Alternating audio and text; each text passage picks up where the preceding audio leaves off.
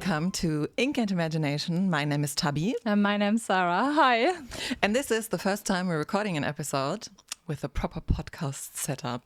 Ooh, I was saying that now, but I'm really afraid that a lot of things are going to go wrong because we jinxed it. And it's going to be like, we're so excited and we're so proud. And then we sit there in like the after editing and things look rough. But we're only recording one episode. So we're not like starting with a 6-episode batch recording. Yeah, let's not this time. Yeah. So what are we talking about today? Well, first, actually, I'd like to ask you my favorite old question. Like, what are you currently reading? So did that come out of the blue?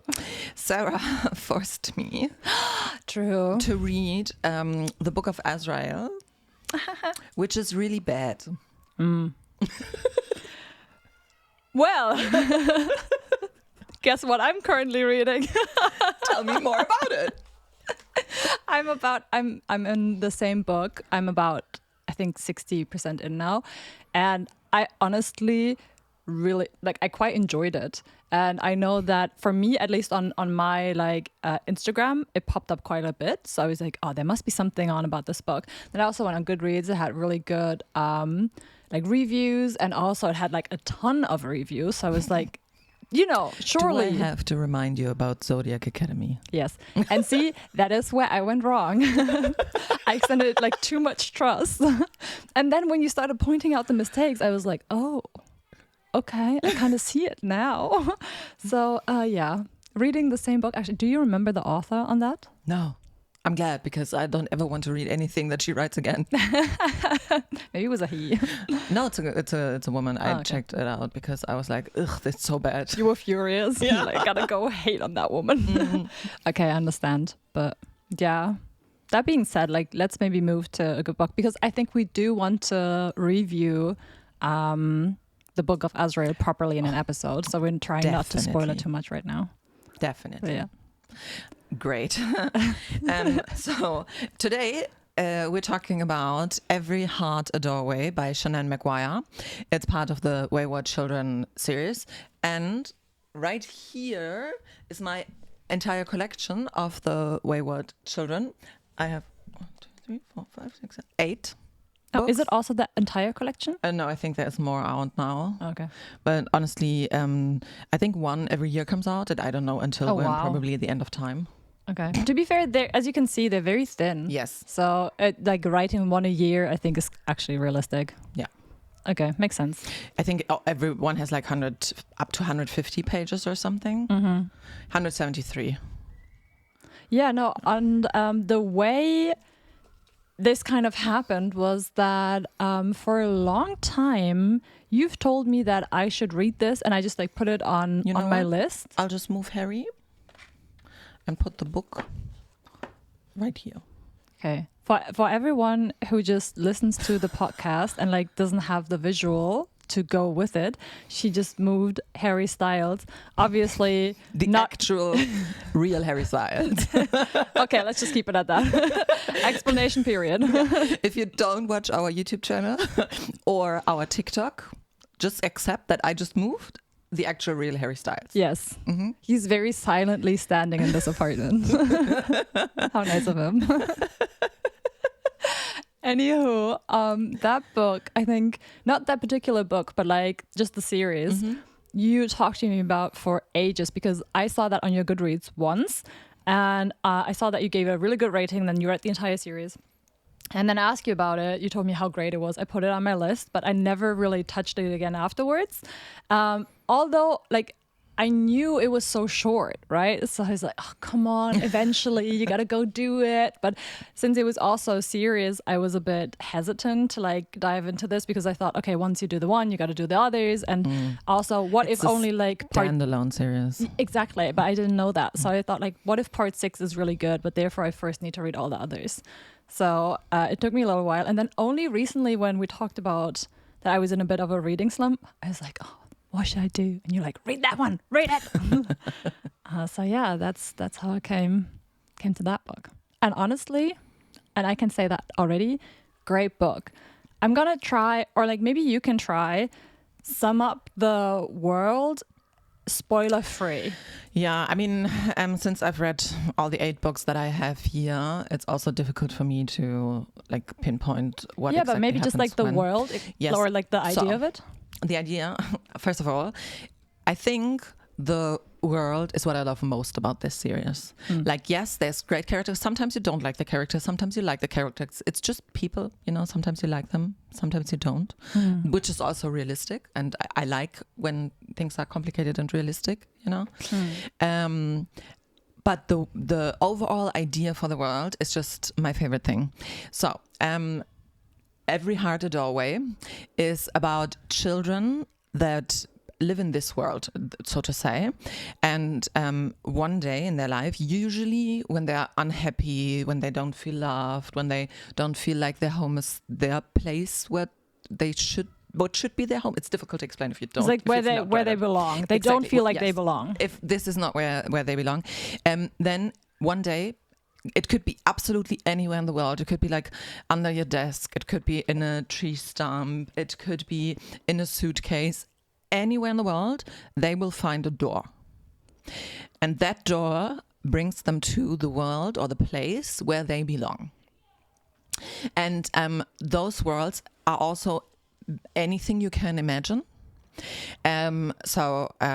Just like light spoilers on different kind of worlds that we've seen, but no spoilers on like the characters or the plot or anything.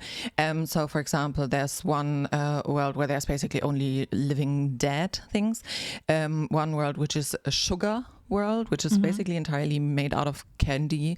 One world where there's unicorns that rule the world. Yeah, and like it sounds really absurd, but in the way they describe it in the book, it's actually kind of serious, and it's honestly enjoyable. It doesn't feel like a children's kind of book where you're like, oh my God, unicorns and rainbows. But like, no, it just makes so much sense. It does make a lot of sense. And every world, of course, has their own government and their own system, but also their own laws of physics. So you can't apply our laws of physics necessarily to whatever world they're going into. Yeah. And they also have a map of these worlds, but it's not like north, south, east, west. The map consists of what kind of world it is. Is it a nonsense world? Is it a logic world? You know? And then I think they kind of go like good and evil. They don't call it that. They call it chaos. No, wait. I think chaos is also part of it. Yeah. There was a wicked and... Well, something like wicked and lawful, you could call it if you wanted to. That's the kind of map they have, you know, how they look where the world is, where is not as in, you cannot find the place, you cannot go left and find the sugar world, you know. But if you are in Wicked, you may get closer to nonsense. Something like that. It doesn't really make sense when you listen to it from the outside in, but when you read the book, it's actually a really cool system, I find. Yeah. And then also, just to summarize the plot of this book, again, spoiler free, is that there's a girl, Nancy. She also found her world once, and now she was kind of like kicked out of it. She was with the living dead. I kind of imagined them a little bit like zombie-ish people. And once she came back to our current world, she felt like she was so out of place that her parents put her in a special like boarding school, and that boarding school is a boarding school for special children of that like certain way. The parents sent the kids there because they want to fix the kids, but in that school they actually learn how to live with that, how to live with their experience, how to potentially get back even, but also just how to kind of move on in life. And this little girl, just kind of tries to navigate her return to this world. It's called the Eleanor West Home for Wayward Children. Oh, okay, I forgot. And Eleanor West herself also had a door. And, sorry, was that a spoiler?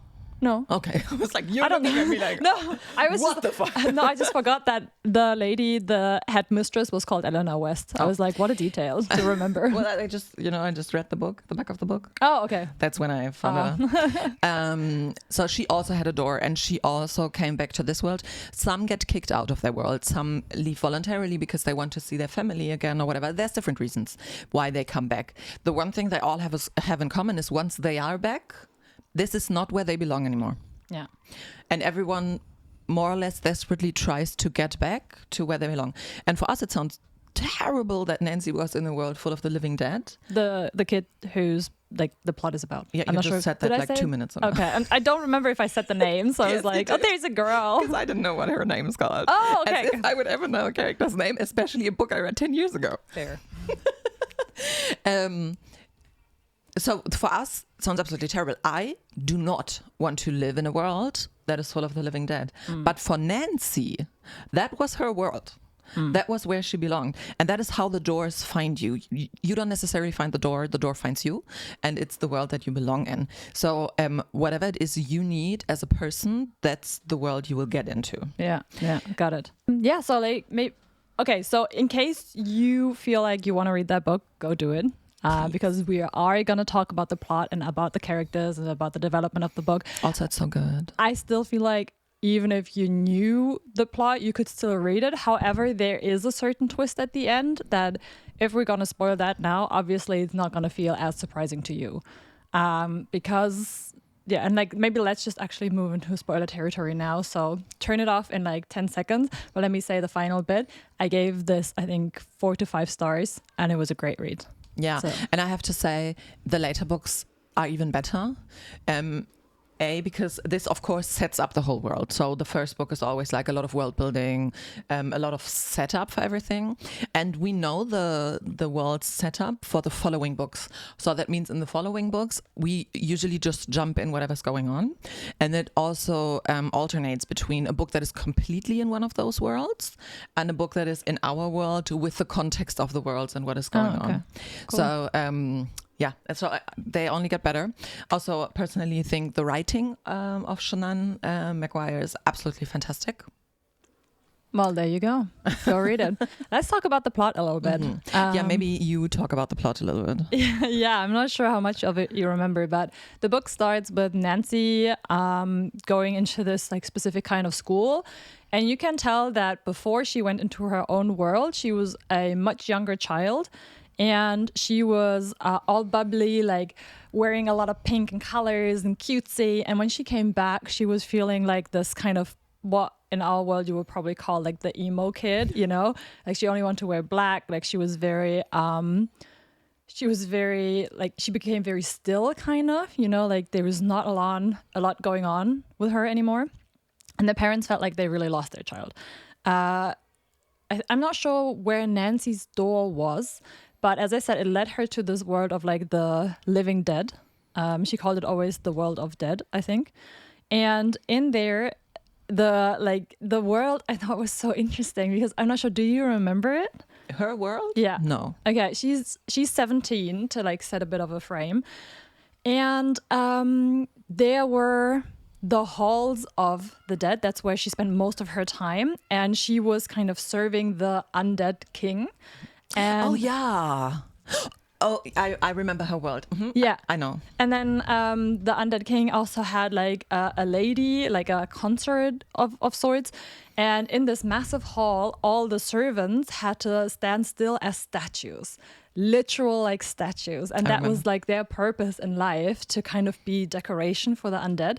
And it sounds so absurd, but the way Nancy described it was like it was the best thing for her. She tried for months to become entirely still, like slowing her heartbeat even, unblinking, and just like kind of existing. And she even learned to like not have to, you know, use the bathroom or like sleep or eat. Like she could have a single drop of pomegranate, I think it was, and that would sustain her for months and such. She was so proud of how she had learned this kind of like stillness.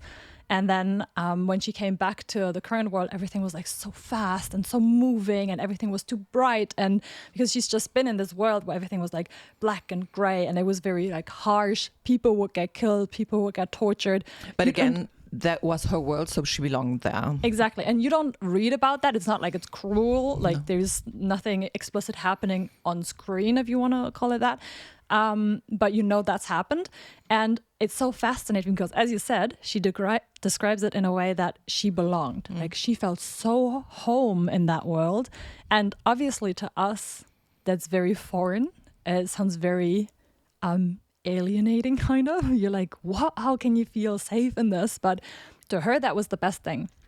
And so when she came back to this world, she adapted and like she still kept the habits she had from that world, like staying still as well, for example. This is again something that I can relate to a lot because I went to boarding school when I was 13 and that was the place where I first felt I'm home. I belong here. I never felt that at home. At home, I was always like, this is not where I belong. And then I went to boarding school.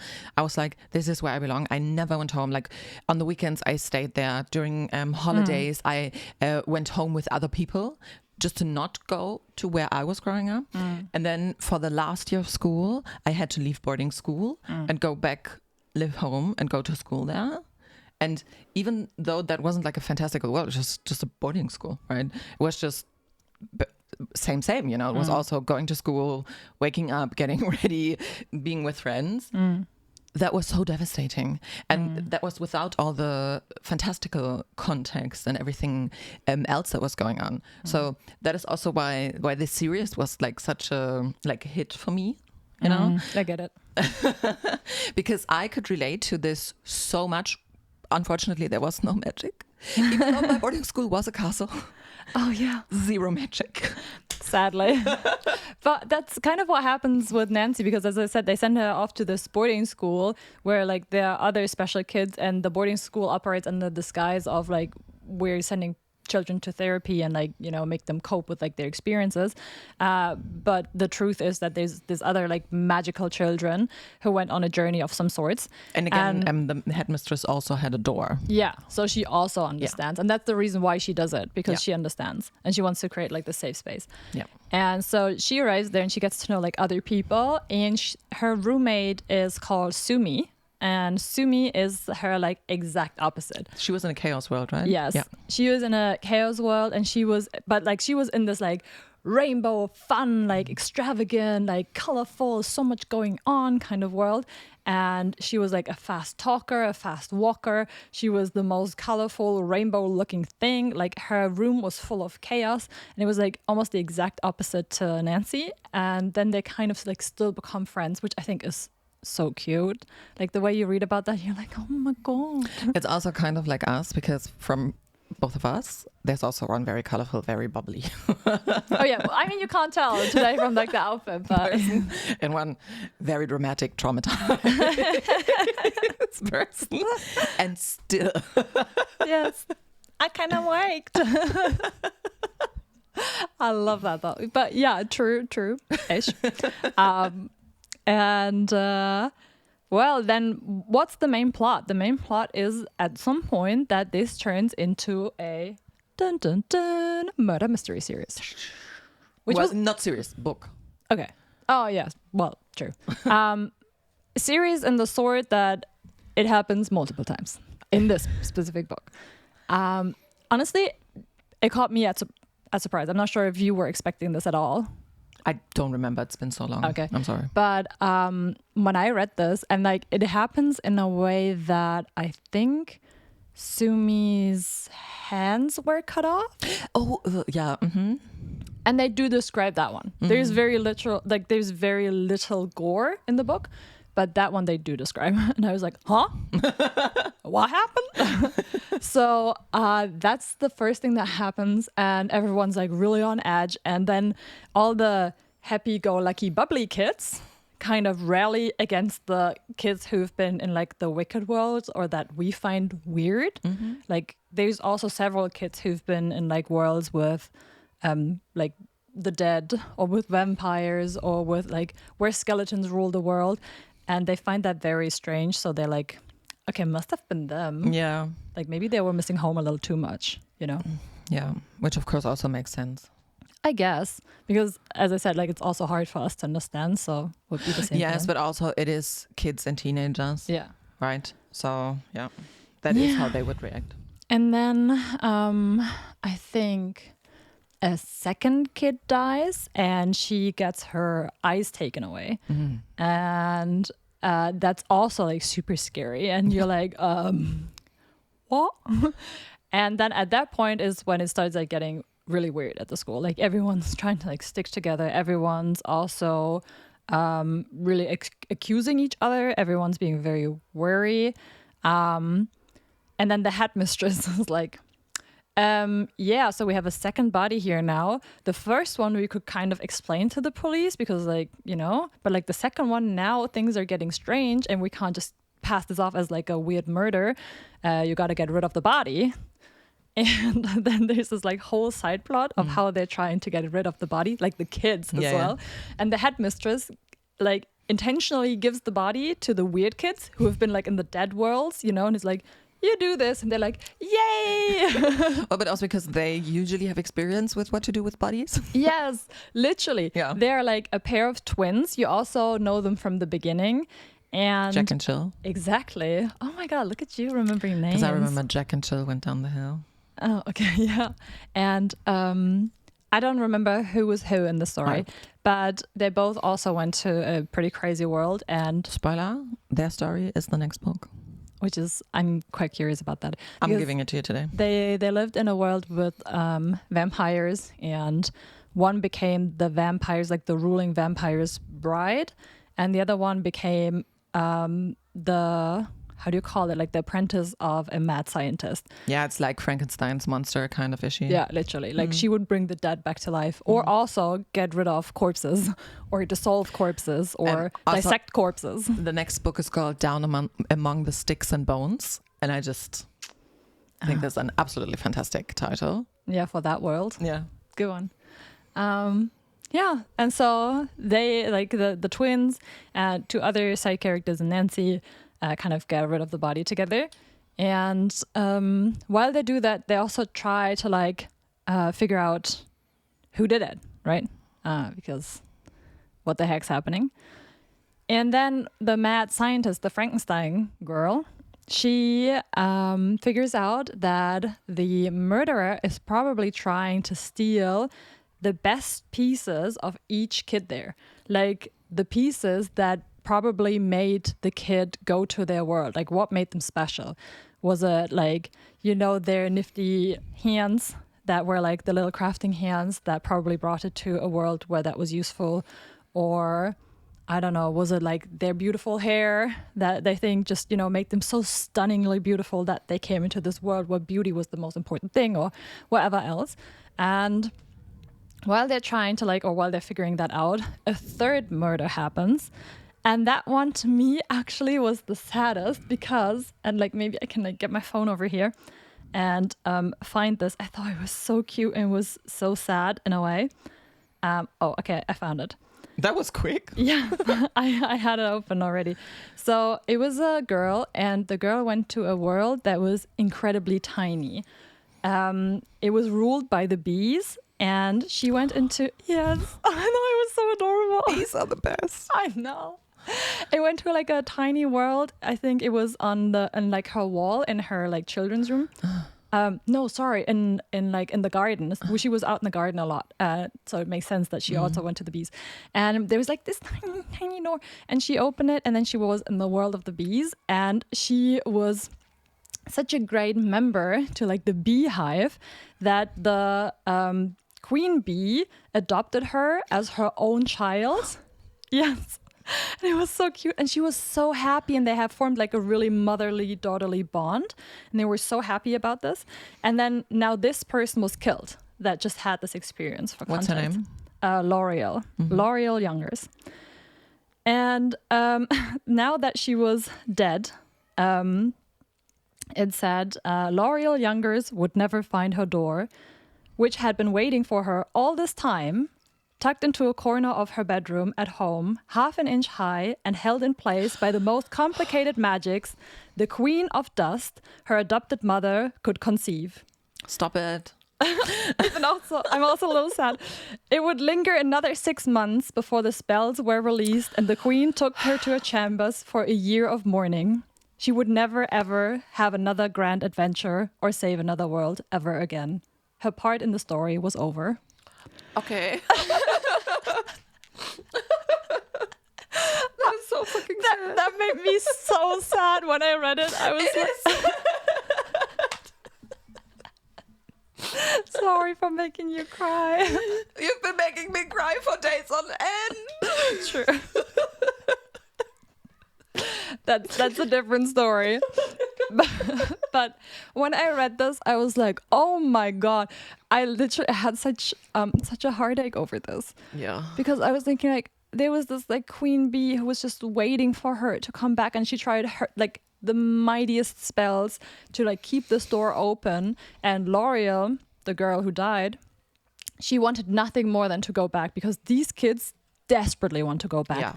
They keep on telling themselves that. They keep on trying to find their doors.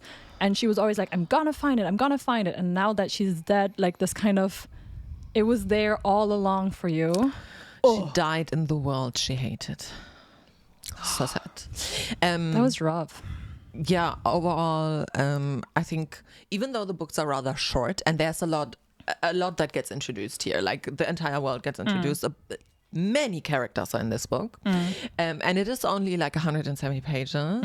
You still do get attached. Oh yeah, somehow they're really good at that. Yeah, and then just to kind of finish the plot a little bit here, there is a scene in which they kind of reanimate, I think, L'Oreal as well, because there is a boy who has the ability to like make corpses speak, like the bones speak, because he's from this like skeleton world.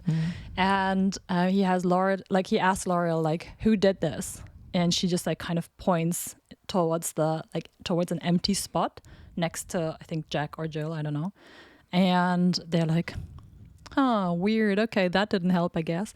And then in the end, the big reveal is that it was one of the twins who actually did it. So the people who thought it was all along, they kind of did it, but only one of the twins. Yeah.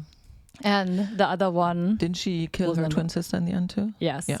And that's also why, by the way, the like kid pointed towards the like nothingness, because the twins always appear as a pair. So when they pointed like right next to one of the twins, it was like, yeah, it was your other half. And then, yeah, in the end, the one twin went like, yeah, well, I didn't say I knew it. I didn't say anything because obviously she's my sister, but she's unhinged. Like there's nothing I can do. And so she kills her because she's the Frankenstein girl and she knows how to revive bodies, right? And I think also their door opens as soon as he kills her, right? Yes, exactly. Because she said, we were only kicked out because of my sister. I can go back anytime. So she kills her sister. The door opens back up and then she pulls her sister inside and then boom, finished. And honestly, that was like the only little criticism that I had. It felt like a very rapid ending. Well, maybe it was a setup. Yeah. You said like it continues, right? What the story continues, and the next book is their world. Yeah, and it picks straight back up. No? Okay. Well, we'll see. Okay. Overall, absolutely fantastic series, absolutely fantastic idea. Also, like, we read a lot of fantasy and romantasy, and quite frankly, it's same. Yeah. I've never seen this before. It's very creative. Yeah. Also, and this kind of like, okay, let me lead to the ending question that I like to ask you a lot. And usually it's like, who would you like to go to dinner with? But maybe let me ask you, if you could choose someone to have dinner with, in which world would you have it with them? Like, where would you go? Like you could only have it at their hometown, home place, where they belong. Yeah, when she's thinking. No, I'm pretty sure it's in this world, across the green grass field. Because up until a certain point, this was a rather nice world. Okay. Where I could imagine myself in. And quite frankly, most of the other worlds are not a place where I would like to be. But that's also totally fine because none of those are my world. Oh, you said that so nicely. I was just gonna, like, yours is like such a profound answer, and I was like, the candy world. Oh wait, yeah, that's this one. Beneath the sugar sky. Cute. Actually, that looks kind of nice. Because I imagine it, I'm not sure if any of you have ever seen Okay, stop stacking the books. I will read them. I'm not sure if any of you have seen Wreck-It Ralph. Obvi, I'm Vanellope. Yes. And this is how I imagine the candy world to look like. Well, I mean... Yeah, I was like, I'll take that one. Maybe not. Okay. I guess. Stay tuned. Maybe the candy world is a lot more wicked than you think. Okay. I mean, I am intrigued now. It's really good. I believe that because, as I said, this book was really good. What I also love, because I've read all the other books, is how as long as this is not your world, it's basically always horrible for you because you don't belong. But for the person whose world it is, heaven. Yeah. It's basically like my Harry Styles Love on Tour pit tickets world. On repeat. Which I also did on repeat. Sure. Well, yeah, maybe stay tuned for when we're reviewing the next book of that series. Yeah. And let's hope that this was a successful recording. Yeah, fingers crossed. We'll see. Else we just have to redo the entire thing again. That's why we're only trying out one episode right now. Okay. Well, let's check that. And I guess, well, until next time. Bye-bye. Bye.